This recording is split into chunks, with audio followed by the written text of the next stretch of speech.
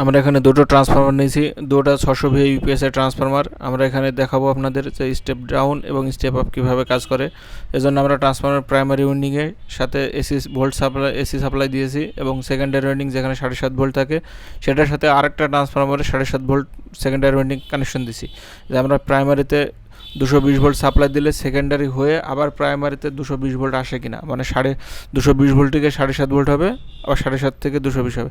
কারণ আমরা এসিতে লাইট জ্বালাই টেস্ট করলাম, এখন আমরা আউটপুটের সাথে লাইট সেকেন্ড মানে স্টেপ আপে আউটপুটে লাইট জ্বালে দেখে চেক করে দেখবো যে আমাদের 220 আসছে কিনা। হ্যাঁ, আমাদের 220 আসছে।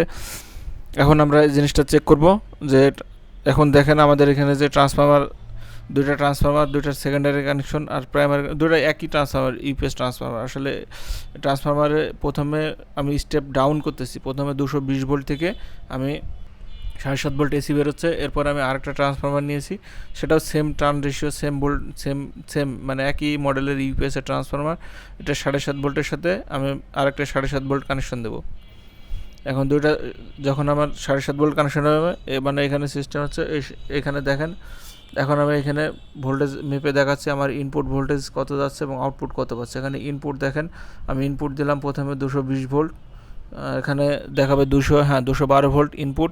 এরপর আমি আউটপুট, এই প্রথম ট্রান্সফরমারটার আউটপুট আমি কত পাচ্ছি সেটা দেখছি, এবং প্রথম ট্রান্সফরমার আউটপুট হচ্ছে